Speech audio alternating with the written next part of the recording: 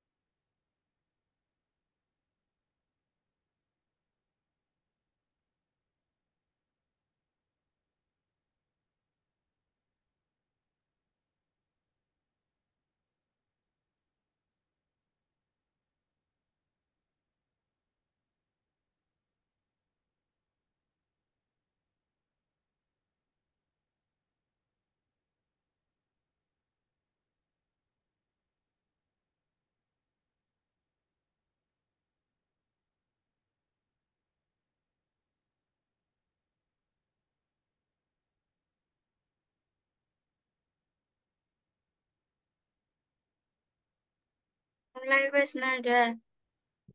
ya. Assalamualaikum warahmatullahi wabarakatuh. Kami dari kelompok 5 akan mempresentasikan hasil diskusi dari kelompok kami dengan judul Serangan Hama dan Pengendalian pada Budidaya Tanaman Kopi secara Vegetatif.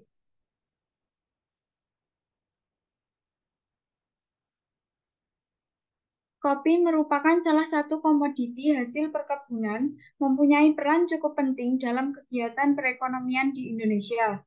Kopi juga salah satu komoditas ekspor Indonesia yang cukup penting sebagai penghasil devisa negara.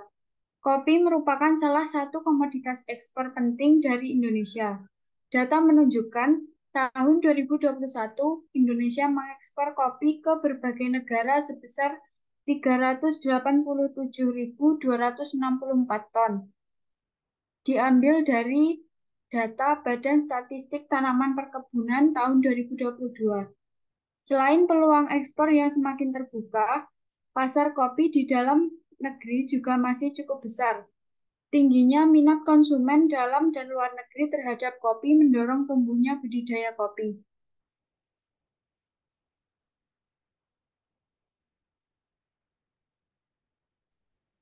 Baik, selanjutnya mengenai metode penelitian yang digunakan dalam penelitian ini, yakni terdapat alat dan bahan yang digunakan. Untuk alat yang digunakan dalam penelitian teknik stek dan sambung antara lain cangkul, sprayer, gunting, gunting pangkas, gunting biasa, ember, polybag, penggaris, gelas ukur, jangka sorong, plastik putih yang transparan, kawat, paranet, bambu, kamera, dan alat tulis. Sedangkan untuk bahan yang digunakan yakni terdapat tanah lapisan atas atau topsoil, kemudian pasir, sekam padi, dan pupuk kandang. Dan untuk zat pengatur tumbuh yang digunakan ialah atonik, urin sapi, dan air kelapa, serta bahan stek kopi. Untuk variabel yang diamati yakni jumlah daun, warna daun, diameter batang tunas, panjang tunas, dan jumlah tunas. Selanjutnya, stek tanaman digunakan dan dilakukan dengan menyambung antara tunas batang kopi dengan cabang kopi dari varietas lain. Sistem perdanyakan secara stek ini digunakan untuk membentuk cabang baru pada ranting tanaman. Kemudian, entes yang digunakan masih hijau dan lentur, tidak terlalu muda atau tua. Umur entes antara 3 sampai 6 bulan karena pada umur tersebut cukup baik untuk bahan stek. Selanjutnya, entes kopi yang digunakan adalah pada ruas 2 sampai 4 dari pucuk. Pemotongan bahan stek menjadi satu ruas 6 sampai 8 cm sepasang daun yang dikupir, bagian pangkal dipotong miring satu arah. Selanjutnya, stek yang sudah disiapkan lalu ditanam dengan cara menancapkan stek ke dalam media tumbuh sehingga daunnya mencentuh permukaan media. Stek ditanam dengan menggunakan jarak tanam 5-10 cm. Kemudian, setelah stek tertanam atau tertutup, lalu disungkup dengan plastik. Yang terakhir, setelah selesai ditanam, media tumbuh segera disiram air dengan menggunakan gembor secara hati-hati agar tidak merusak media tumbuh. Penyiraman dapat dilakukan 1-2 hari sekali dengan membuka sungkup dan segera ditutup kembali.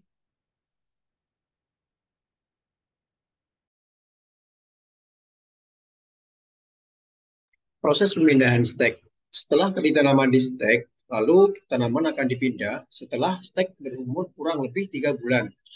Kemudian dilakukan penyesuaian dengan membuka sungkup secara bertahap. Pada kisaran umur kurang lebih 4 bulan, stek kemudian dipindahkan ke dalam pembibitan dengan menggunakan kantong-kantong plastik yang berisi media, pasir, tanah, dan pupuk kandang dengan perbandingan 1:1:2:1. Kemudian, bibit stek siap tanam di kebun setelah berumur kurang lebih 7 bulan dari pembibitan.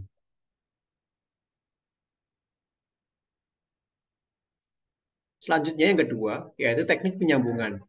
Teknik penyambungan tanaman kopi dilakukan dengan cara menyambung atau menggabungkan dua batang atas dan juga batang bawah dengan bibit kopi yang akan ditanam dengan bibit kopi yang akan digabungkan atau dengan varietas yang lain. Proses sambung tanaman kopi ini dinilai lebih cepat dan mulai digunakan daripada teknik stek tanaman kopi.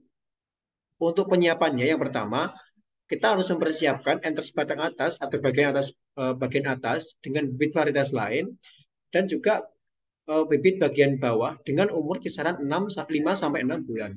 Kriteria bibit yang siap sambung memiliki ukuran batang di bawah sebesar pensil. Yang kedua, dilakukan penyambungan dengan memotong batang bibit bagian bawah dengan ketinggian 15 sampai dengan 20 cm dan daun bibit bagian bawah diisahkan 1-3 pasang. Kemudian untuk bagian bawah, yang telah dipotong, diiris di bagian tengah sepanjang 2-3 cm untuk disambungkan ke dalam enters batang bagian atas.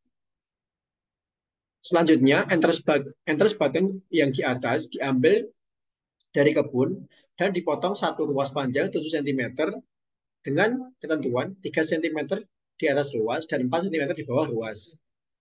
Kemudian daun pada enters dihilangkan dan pangkal enters diiriskan dua sisi berbentuk huruf V untuk menyambungkan kedua buah batang yang akan kita sambungkan. Selanjutnya, penyambungan batang di bagian atas ke dalam batang bibit bagian bawah disambung dan diikat dengan tali rafia atau plastik. Plastik tersebut diisi dengan tanah atau berikan sungkup plastik yang transparan. Diikat agar menjaga kelembapan dan penguapan terkendali sehingga air-air yang masuk tersebut tidak akan masuk. Seperti itu.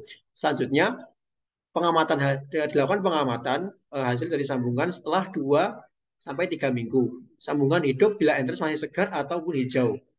Indikator ketika kita melihat sambungan tersebut itu masih hidup atau tidak, itu dilihat dari tanaman enters bagian atasnya, apakah dia mencukupi atau dapat mengalirkan air ataupun tidak, ataupun terlihat hijau ataupun tidak, seperti itu.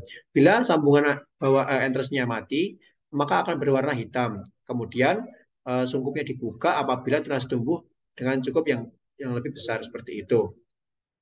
Yang terakhir, apabila dinilai dengan luasan batang yang sudah cukup besar, maka tali ikatan dapat dibuka apabila pertautan tersebut telah kokoh sehingga kedua belah batang itu telah tersambung dengan sempurna dan tali ikat yang mengganggu dapat disingkirkan untuk mencegah dari gangguan pertumbuhan batang.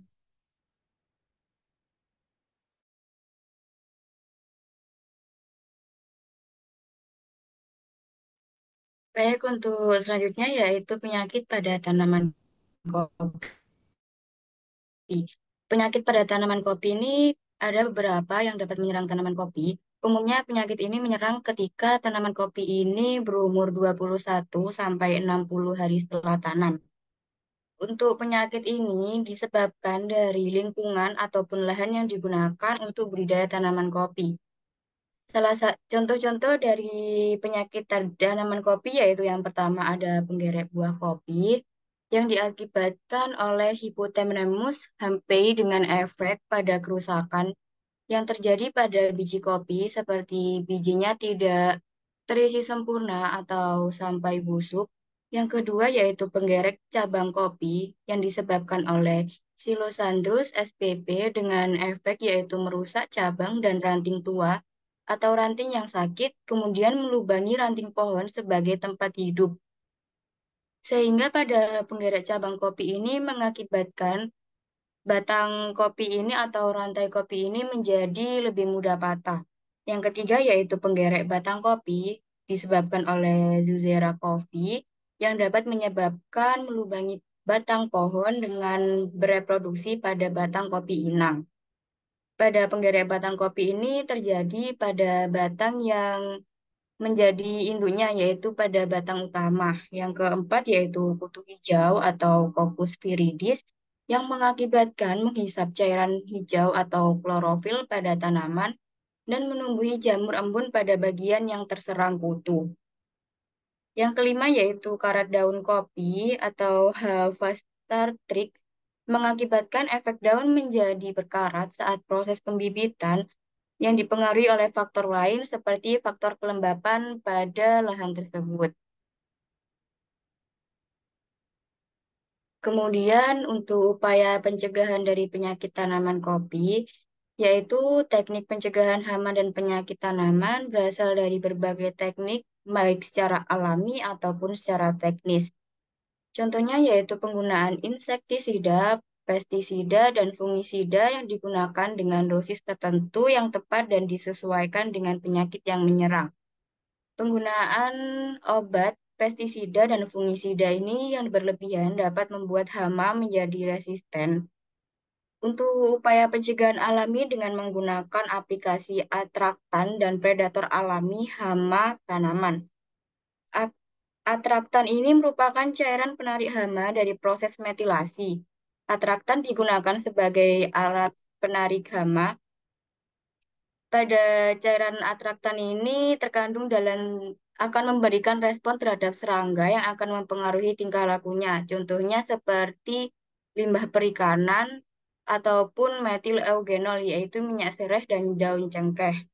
Untuk penggunaan predator alami hama seperti belalang, burung hantu, burung merpati juga dapat menjadi predator alami untuk mencegah penyebaran hama pada tanaman kopi ini.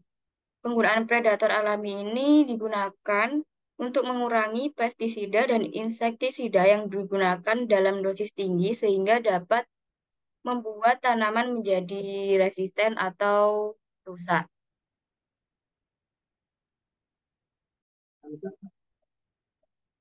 Jadi pada kesimpulan kali ini, tanaman kopi itu dapat dilakukan perbanyakan dengan metode stek tanaman. Terus kemudian proses ini dapat memperlambat pertumbuhan tanaman kopi pada bagian yang dilukai itu sendiri. Tetapi solusi ini dapat ditingkatkan dengan menggunakan zat perangsang tumbuh atau ZPT untuk meningkatkan hormon pertumbuhan tanaman. Penggunaan ekstrak bawang merah dan air kelapa sebagai ZPT alami telah terbukti dapat meningkatkan pertumbuhan tanaman kopi. Hama kopi yang menyerang pada saat kopi berumur 21 sampai 60 hari setelah tanam dan juga bergantung pada kondisi wilayah penanaman. Penyakit pada kopi menyebar melalui udara. Terus untuk pencegahan hama bisa menggunakan teknik alami yaitu aplikasi antraktan atau yang bisa menarik hama itu sendiri dan kemudian penggunaan predator dan musuh alami. Sekian presentasi dari kami. Assalamualaikum warahmatullahi wabarakatuh.